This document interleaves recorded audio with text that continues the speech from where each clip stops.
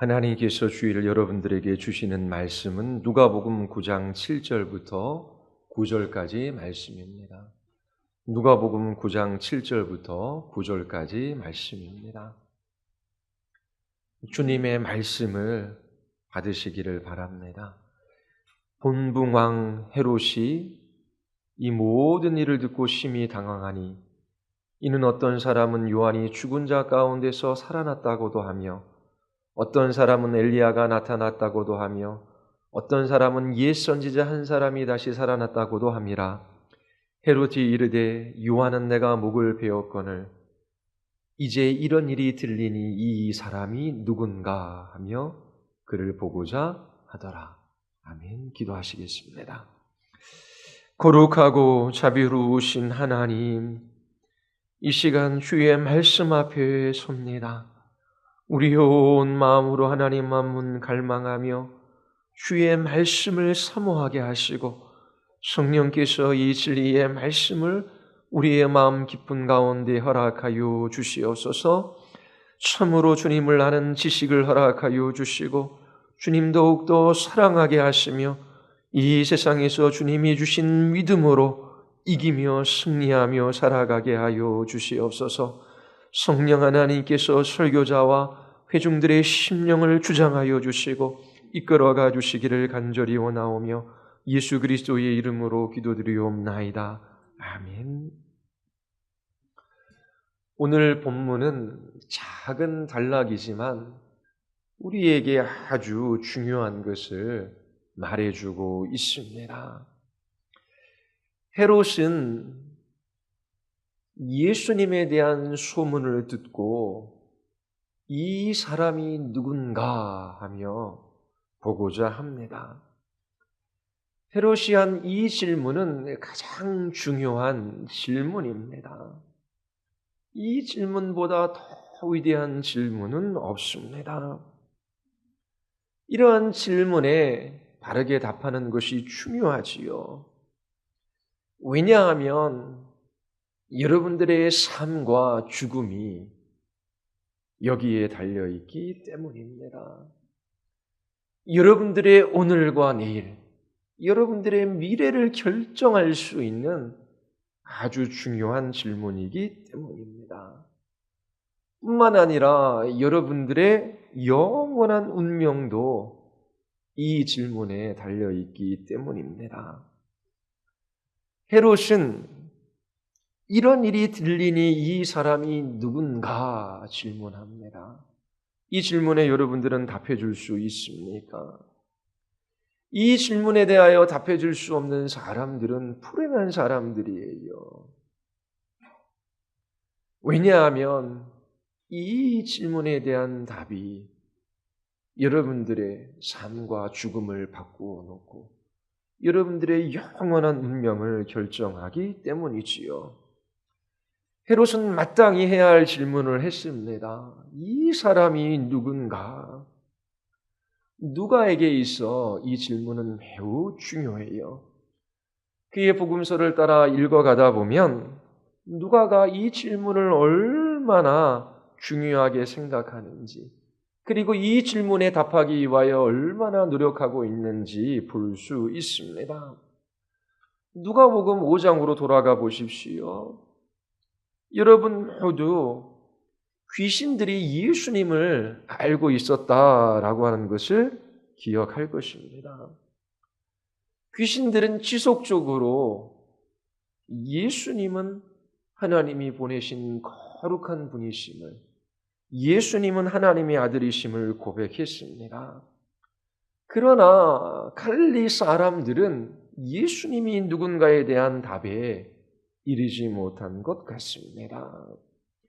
사람들은 예수님에 대하여 궁금해했지만 그 누구도 정확한 답을 하지 못했어요. 누가는 이러한 사람들의 증언을 기록하고 있습니다. 누가복음 5장 21절에 보면 바리새인들과 서기관들이 생각하며 이렇게 말합니다. 이 신성 모독하는 자가 누구냐? 오직 하나님 외에 누가 능히 죄를 사하겠느냐? 이 죄를 사한다라고 말하는 이 사람이 도대체 누구냐라고 생각하는 것이지요. 누가복음 7장 20절에 보면 세례 요한이 자신들의 제자를 예수님께 보내어 묻게 합니다.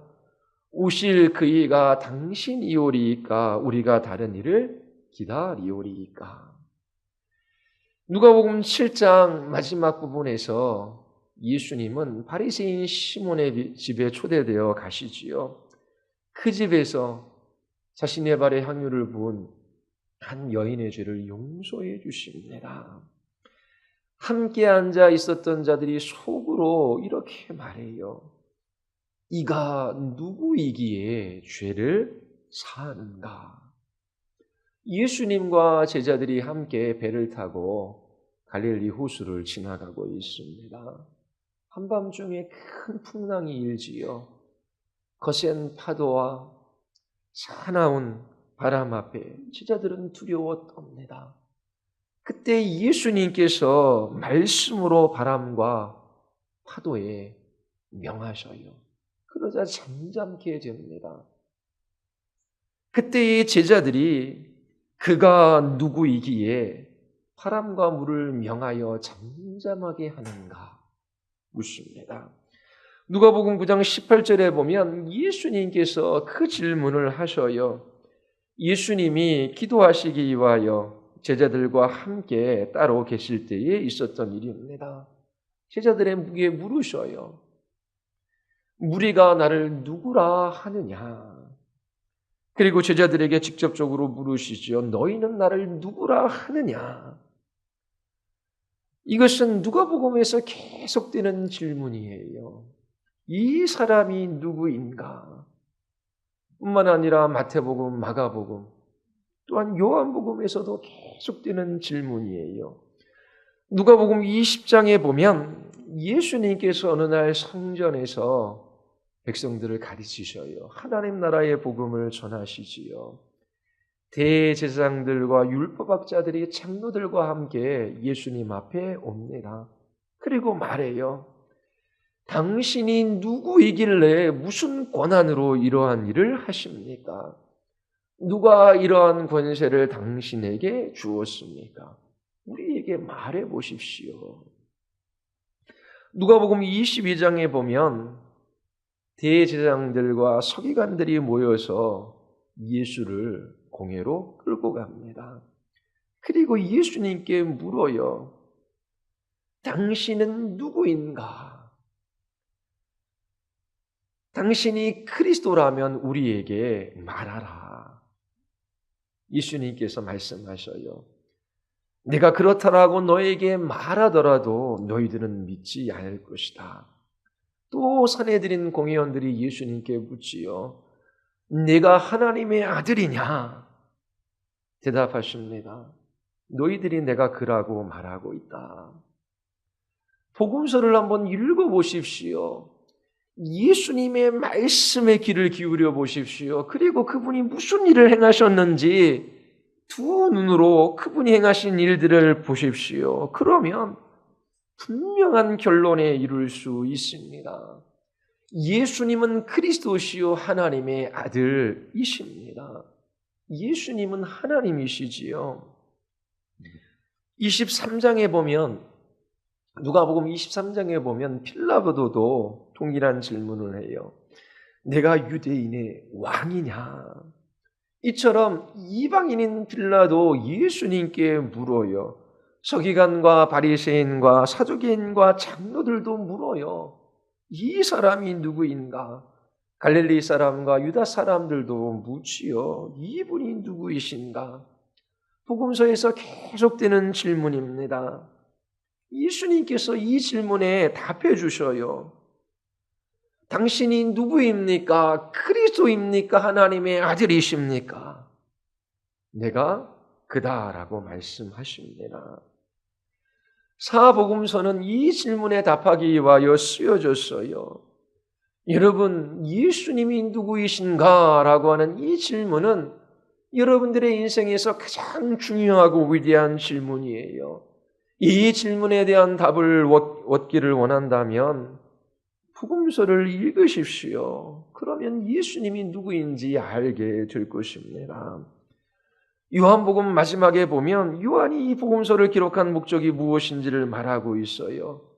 오직 이것을 기록하면 너희로 예수께서 하나님의 아들 그리스도이심을 믿게 하려 하며 또 너희로 믿고 그 이름을 힘입어 생명을 얻게 하려 함이니라. 예수님은 그리스도이시며 하나님의 아들이십니다. 예수 그리스도를 믿으면 영원한 생명을 얻습니다.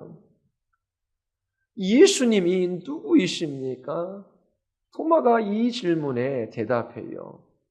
나의 구주, 나의 하나님이십니다.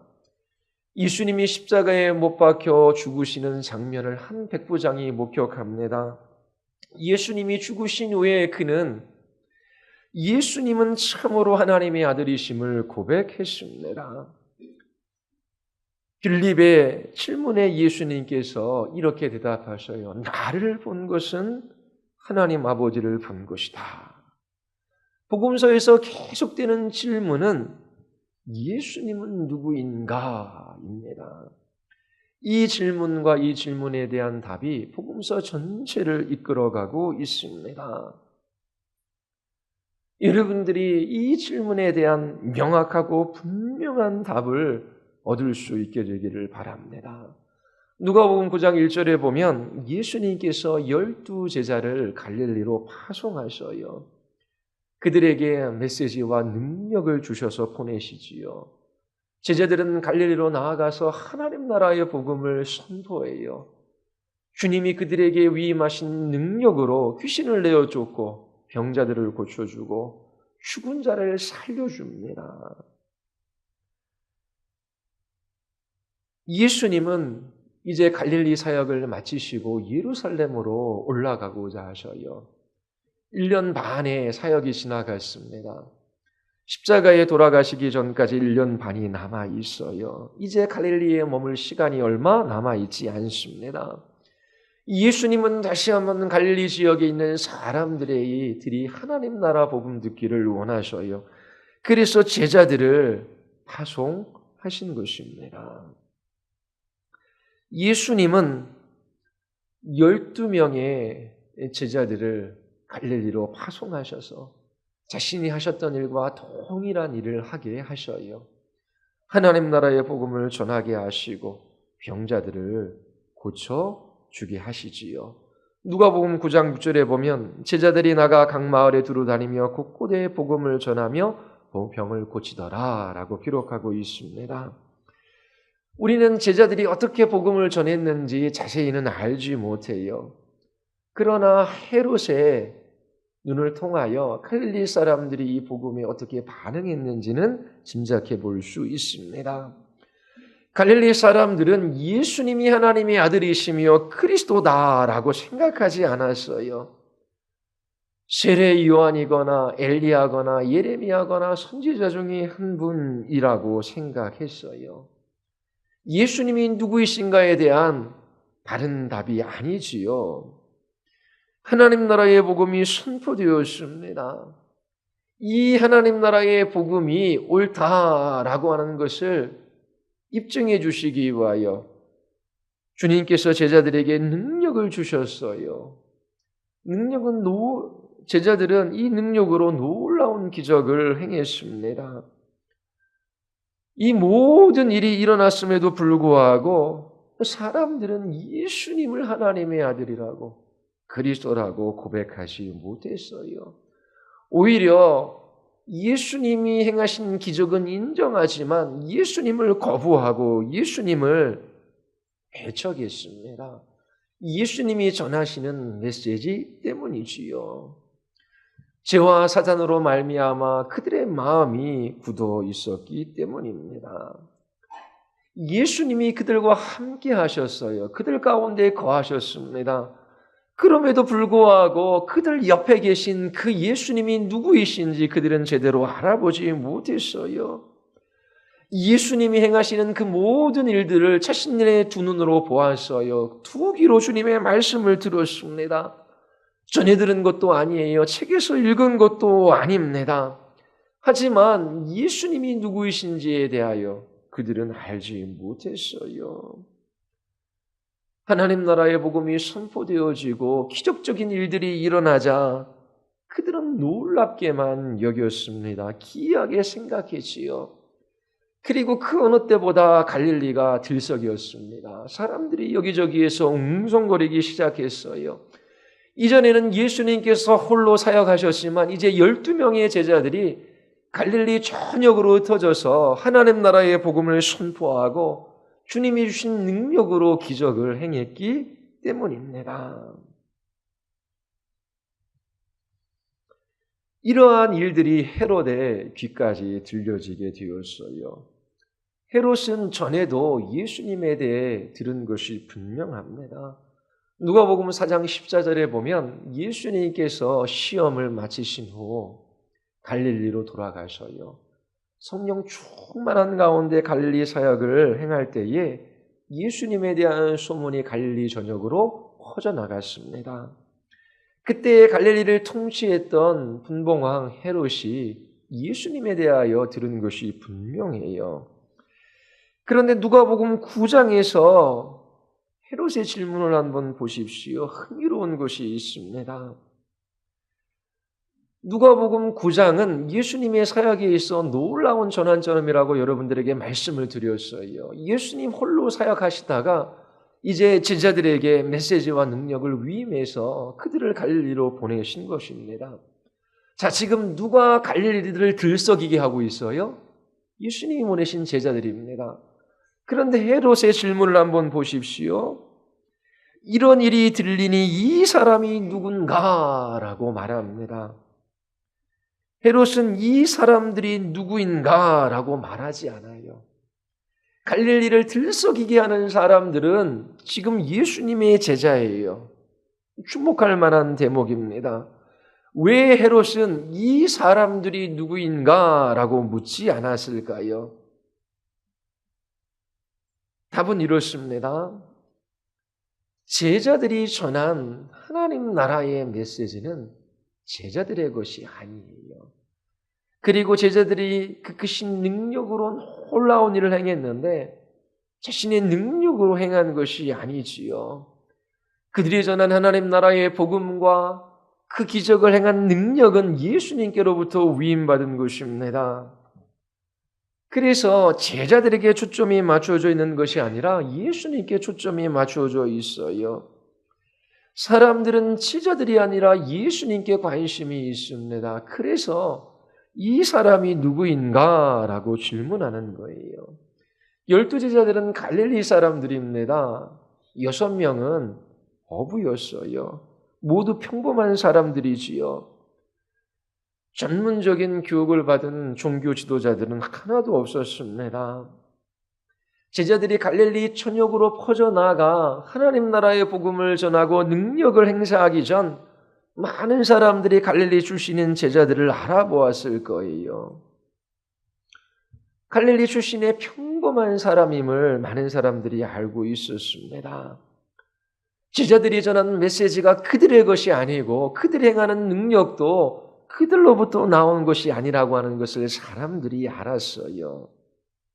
제자들이 전하는 메시지와 그들이 행한 능력은 사람들로 하여금 예수님을 향하게 했어요. 예수님께서 제자들에게 메시지와 능력을 위임하셨기 때문입니다. 사도행전 3장에 보면 예루살렘 성전 미문에서 놀라운 일이 일어나는 것을 볼 수 있습니다. 베드로와 요한이 9시에, 9시에 성전에 기도하러 올라갑니다. 그때 마침 성전 미문에 앉아있던 안진뱅이가 베드로와 요한을 향하여 구걸해요. 걸을 수 없기에 사람들이 그를 메어 이 성전 미문에 옮겨놓은 것입니다. 매일매일 구걸하며 살아갈 수밖에 없는 비참한 사람이에요. 나면서부터 안진뱅이지요. 한 번도 걸어본 적이 없어요. 성전 미문은 구걸하기 좋은 장소입니다. 이 안진뱅이가 베드로와 요한에게 구걸해요. 베드로와 요한이 그를 주목하지요. 그리고 우리를 보라라고 말합니다. 이 안진뱅이가 베드로와 요한을 바라봐요. 그리고 무엇인가 좋은 것을 줄 알고 그렇게 쳐다보지요. 두 사람을 가만히 쳐다볼 때 베드로가 이렇게 말합니다. 은과 금은 내게 없거니와 내게 있는 것을 내게 주노니 나사렛 예수의 이름으로 일어나 걸어라. 그리고 그의 오른손을 붙잡아 일으킵니다. 그의 두 다리에 힘이 들어가기 시작해요. 걷기도 하고 뛰기도 하고 하나님을 찬양합니다. 베드로와 요한과 함께 성전에 들어가요. 한 번도 걸어본 적이 없는 사람이 걷기도 하고 뛰기도 하는 것을 수많은 사람들이 목격했습니다. 너무나 기이한 일이 일어난 것이지요. 사람들이 베드로와 요한 곁에 모여들기 시작합니다.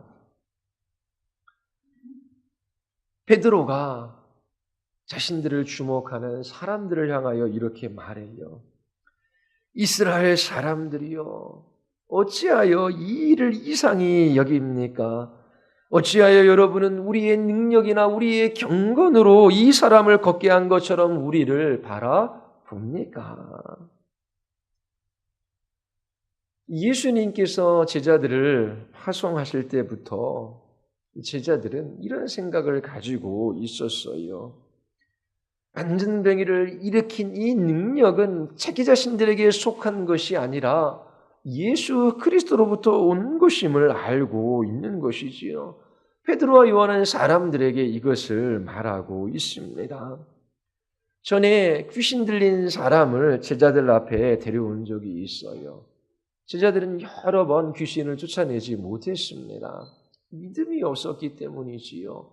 예수님으로부터 능력이 그들에게 흘러 들어오지 않았기 때문에 그래요. 사람들은 제자들이 행하는 그 놀라운 일이, 그들이 가지고 있는 능력이 그들의 것이 아니라 예수님께로부터 왔다라고 하는 것을 알았어요. 제자들은 그 크신 능력을 예수님께로부터 위임받은 것입니다. 헤롯도 이 사실을 알고 있었던 거예요. 그래서 이 사람들이 누구냐라고 질문한 것이 아니라 이 사람이 누구냐라고 물었던 것입니다. 헤롯의 눈을 통한 그 갈릴리 사람들의 반응을 살펴보고자 합니다. 제자들이 나아가 하나님 나라의 복음을 전하고 그 크신 능력으로 기적을 행할 때에 사람들이 어떻게 반응합니까? 세례 요한이 죽은 자 가운데 살아났다.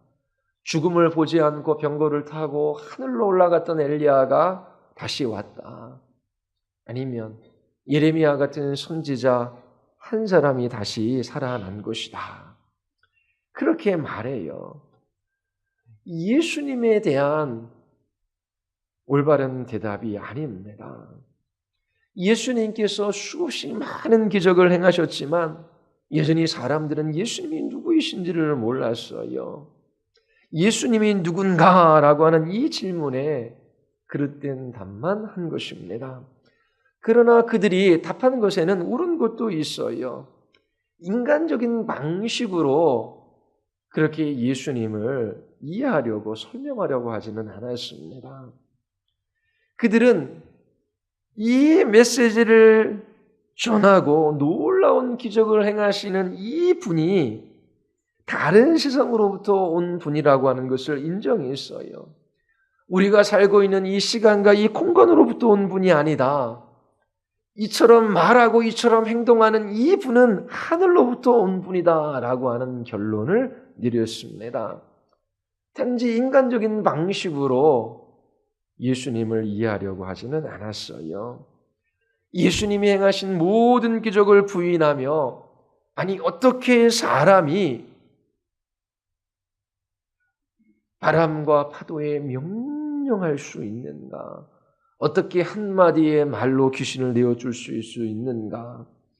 어떻게 안진뱅이를 일으키고 눈먼 자의 눈을 뜨게 하고 중풍병자를 깨끗하게 할 수 있는가? 더 나아가 죽은 자를 살릴 수 있는가?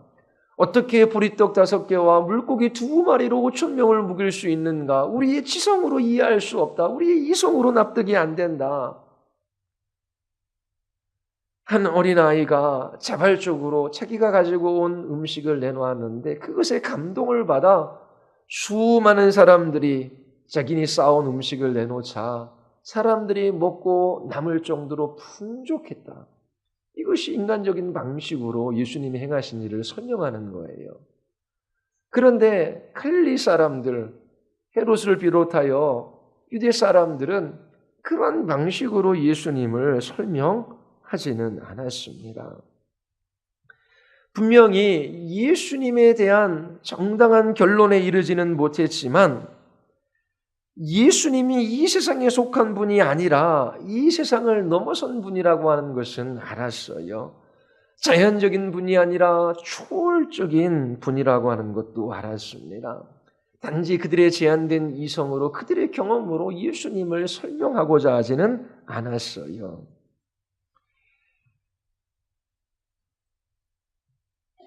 예수님은 죽었다 다시 돌아온 세례 요한이다. 저기 병거 타고 하늘로 올라갔다 다시 온 엘리야이다. 아니면 죽었던 선지자 중 한 사람이 다시 나타난 것인데 예레미야 선지자이다. 이처럼 예수님에 대하여 그릇된 생각을 가지고 있었습니다. 이러한 결론을 내린 이유가 무엇일까요? 이것은 자신들이 구원이 필요한 주인이라고 하는 사실을 그들이 인정하지 않았기 때문입니다. 회개하고 메시아이신 예수님을 믿어야 할 필요성을 느끼지 못했기 때문이에요. 여러분들에게 예수님이 누구입니까? 어떤 결론에 이르렀습니까? 여러분들은 성경에 있는 분명한 증거들을 거부한다면 예수님을 그저 인간적인 방식으로 이해하고자 할 거예요. 세상에 나아가 사람들에게 한번 물어보십시오. 당신은 예수를 누구라고 생각하십니까? 예수님이 누구입니까? 예수님은 4대 성인 중 한 명이지요. 예수님은 훌륭한 도덕교사입니다. 예수님은 인류의 위대한 스승이고 지도자예요. 그렇게 말하는 사람이 있을 거예요. 예수님이 누구이신가 대하여 옳은 답이 아닙니다. 요한복음 10장 30절에서 예수님께서 나와 하나님은 하나이다 라고 말씀하셨어요. C.S. 루이스가 쓴 순전한 기독교에 이러한 부분이 있어요. 예수님께서 자신을 하나님의 아들로 나타내셨습니다. 나와 하나님은 하나이다 라고 말씀하셨어요. 둘 중에 하나라고 하는 것이지요. 바보이거나 거짓말쟁이라고 하는 것입니다. 자, 그러면 그렇게 거짓말하는 사람을 위대한 성인이나 도덕교사나 인류의 지도자라고 말하지 마라.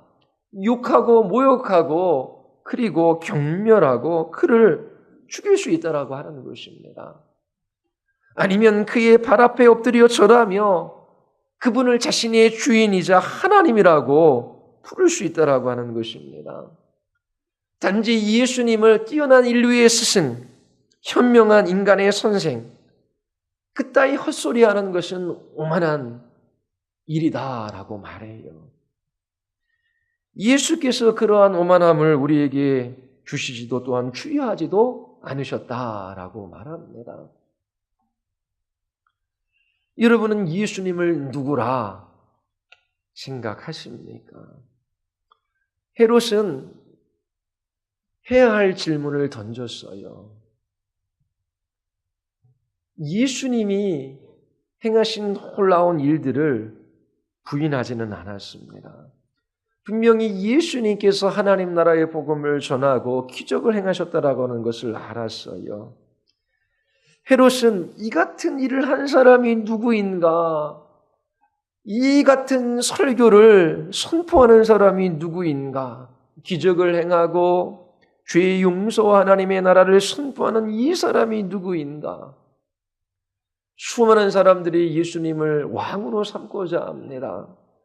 자, 사람들이 왕으로 추대하고자 하는 이 사람이 누구인가? 그렇게 헤롯은 물은 것이지요.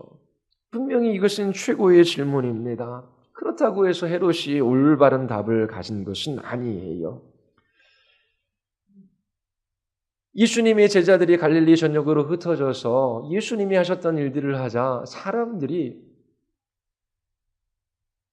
그분은 죽은 세례 요한이 돌아온 것이다 라고 말하기도 했어요. 이러한 소문이 헤롯의 귓가에 들리자 헤롯은 당황했습니다. 두려워하기도 했어요. 분명히 세례 요한은 자신에 의하여 목이 잘렸습니다. 그리고 그 목이 잘려 쟁반에 들려온 것을 그가 보았어요. 그런데 왜 헤롯은 세례 요한이 죽은 사람들 가운데 살아난 것은 아닐까라고 생각했을까요? 마태복음 14장에 보면 그때의 분봉왕 헤롯이 예수의 소문을 듣고 그 신하들에게 이르되 이는 세례 요한이라 그가 죽은 자 가운데서 살아났으니 그러므로 이는 능력이 그 속에서 역사하는도다.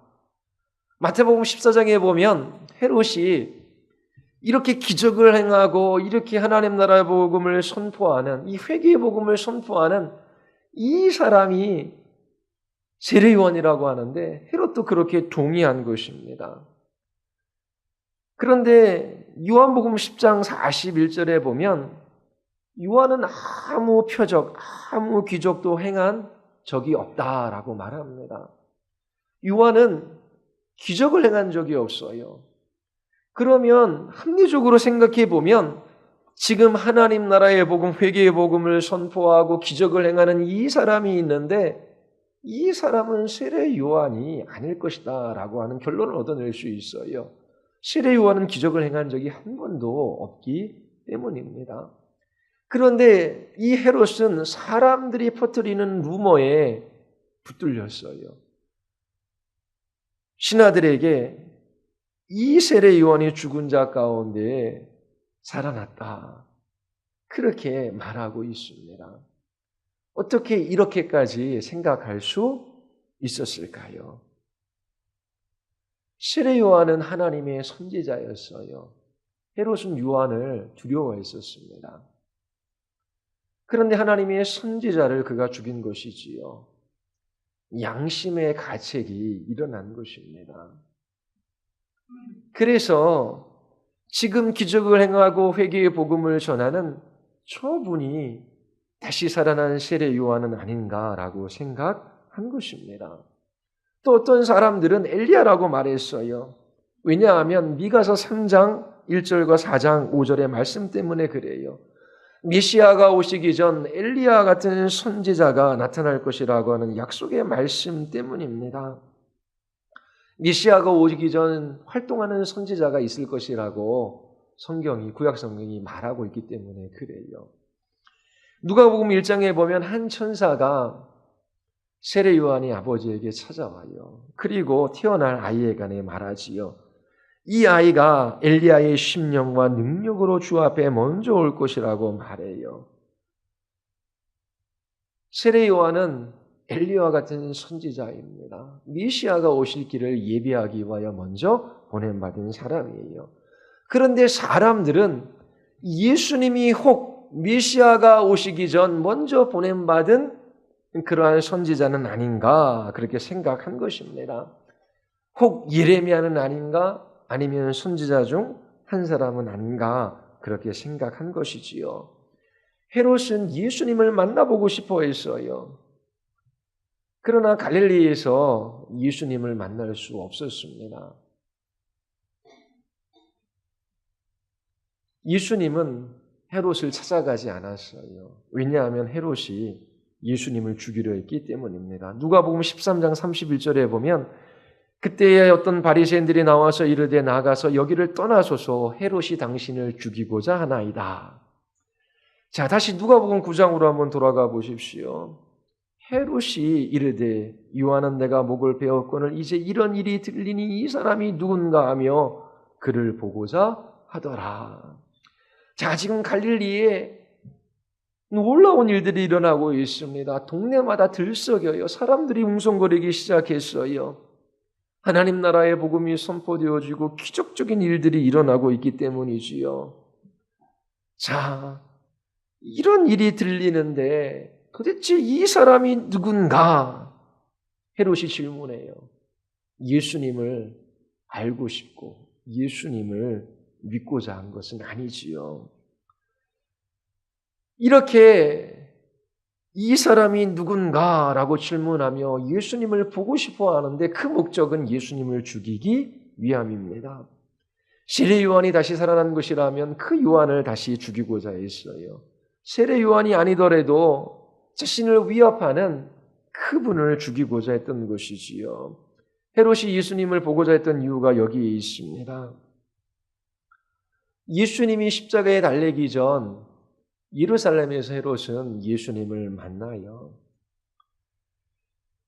당시 대제사장인 안나스와 가야바 앞에서 헤롯은 예수님을 조롱하고 다시 빌라도에게 돌려보내지요. 빌라도는 예수님이 죄가 없다는 것을 알고 있었습니다. 유대인들은 빌라도의 손을 빌어 예수님을 죽이고자 했어요. 분명히 예수님은 죄가 없는데 이 빌라도는 어찌할 바를 알지 못했습니다. 만약 예수님을 죽이지 않는다면 폭동이 일어날 거예요. 그러면 로마로부터 문책을 받을 것이 분명합니다. 그래서 예수님이 갈릴리 출신이기에 그때 마침 예루살렘에 와 있는 헤롯에게 예수님을 보낸 것입니다. 헤롯은 예수님을 만나자마자 기뻐했어요. 2년 전쯤 예수님을 그토록 만나보고자 했기 때문이지요.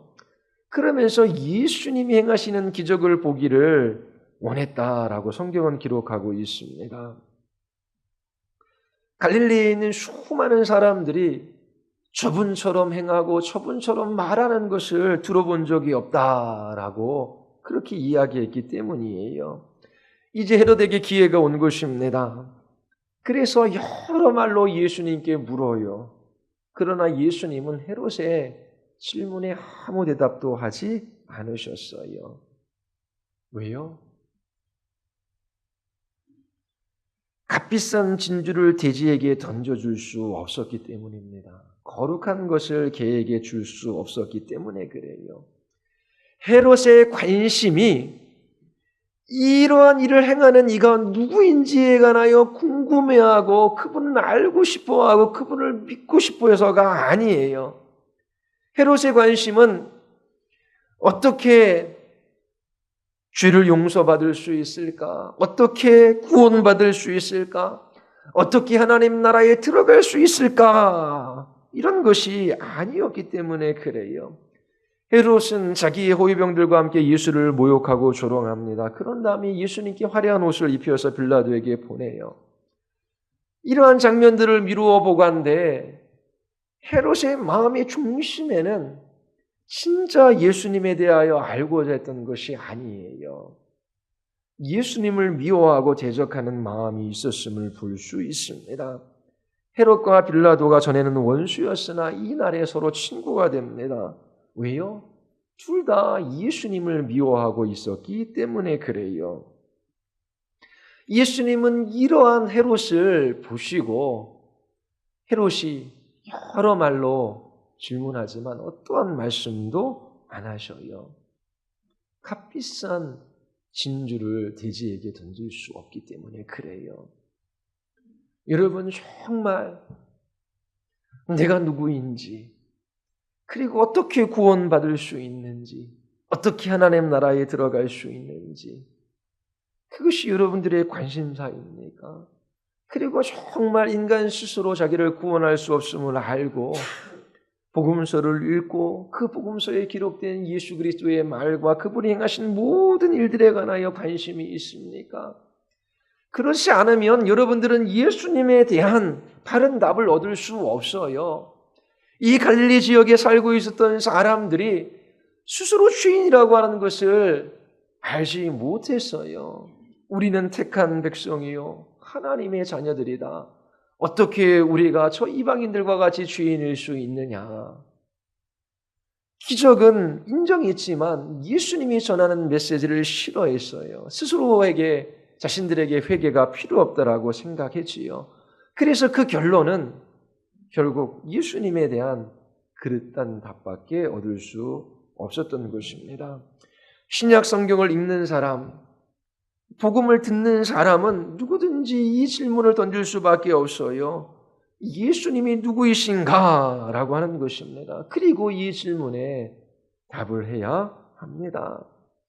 여러분들이 영적인 장님이라면, 그리고 신약 성경을 믿지 않는다면, 예수 그리스도의 사역과 삶에 대한 분명한 증거들을 부인한다면, 예수님의 말씀과 그분이 행하신 일들에 관하여 들으려고 하지 않는다면, 자신이 죄인임을 알고 구원받지 못하면 그 죄값을 따라 영원한 지옥의 영벌에 처할 수밖에 없는 사람들이라는 것을 알지 못한다면, 오직 예수 그리스도의 다른 구원의 길이 없다라는 것을 알지 못한다면, 여러분들은 예수님에 대하여 옳은 답을 얻을 수 없어요. 귀신들을 쫓아 예수님은 하나님의 아들이시며 거룩한 분이시라는 것을 알았습니다. 바울은 예수 그리스도와 그가 십자가에 못 박히신 것 외에 그 어떤 것도 알지 않기로 작정했어요. 그 이유가 무엇입니까? 예수 그리스도 외에 다른 이름으로 구원을 받을 수 없기 때문에 그래요. 예수님을 영접하는 자, 그 이름을 믿는 자들에게 하나님의 자녀가 되는 권세가 주어집니다. 하나님이 세상을 이처럼 사랑하셨어요. 그를 믿는 자마다 멸망치 않고 영생을 얻습니다. 여러분들은 예수님을 누구라고 생각합니까? 이에 대한 답이 여러분들의 삶, 여러분들의 죽음을 바꾸어 놓습니다. 여러분들의 영원한 운명이 이것에 결정되어져요. 여러분 구원받은 사람입니까? 어떻게 구원받을 수 있습니까?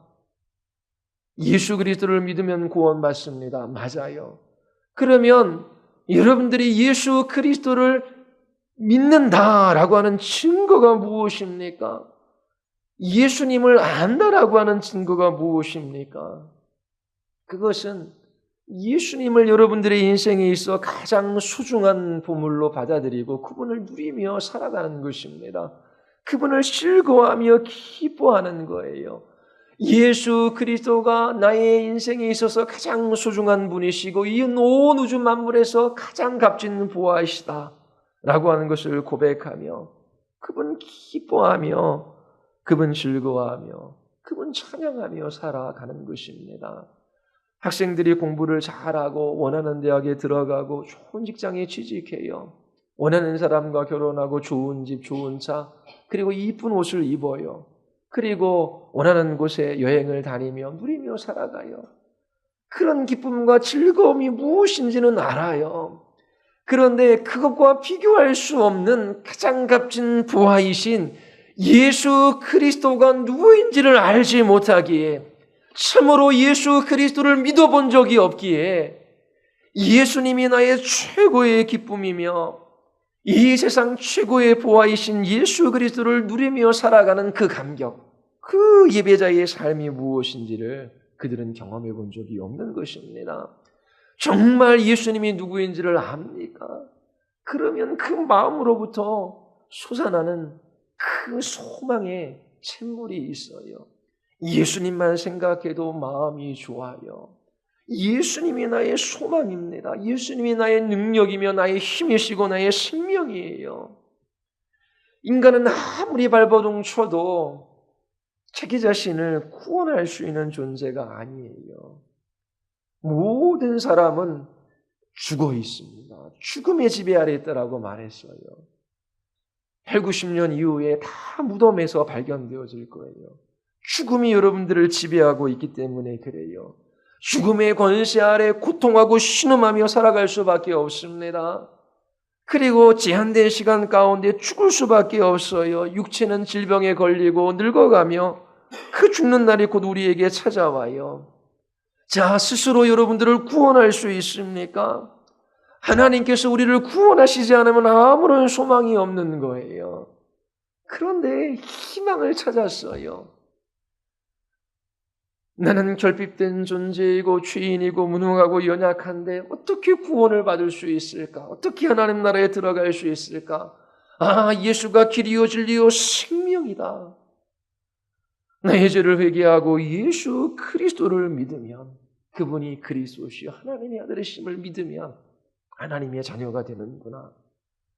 그러면서 예수 그리스도를 소유한 사람은 기뻐하며 그분을 소중히 여기며 그렇게 주님 찬양하는 예배자의 삶을 살아가는 것입니다. 예수님이 누구입니까? 가장 중요한 질문이에요.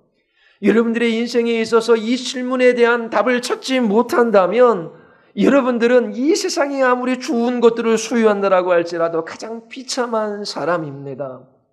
여러분들의 삶의 시간들은 제한되어져 있어요. 병들고 늙고 죽을 거예요.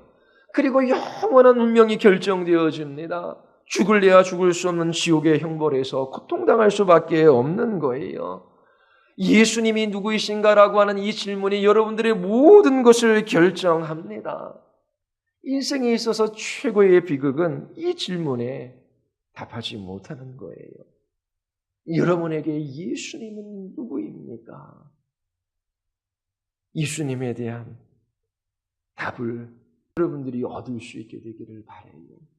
예수 그리스도를 믿는 증거, 정말 예수님을 아는 사람들로 예수님을 존귀 여기며 기뻐하며 그분 누리며 그분의 생명의 부유함 속에서 여러분들이 복된 삶을 살아갈 수 있게 되기를 바랍니다.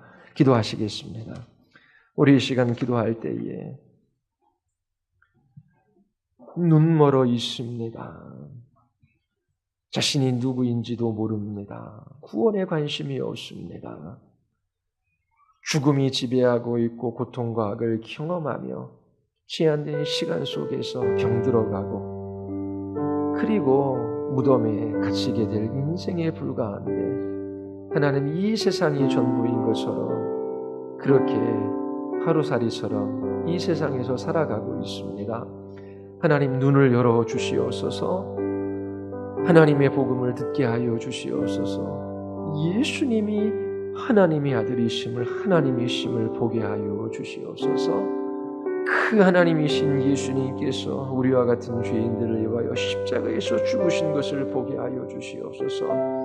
그 놀라운 사랑에 붙들리게 하시고 이 세상에서 하나님 나라 백성으로 살아가게 하여 주시옵소서.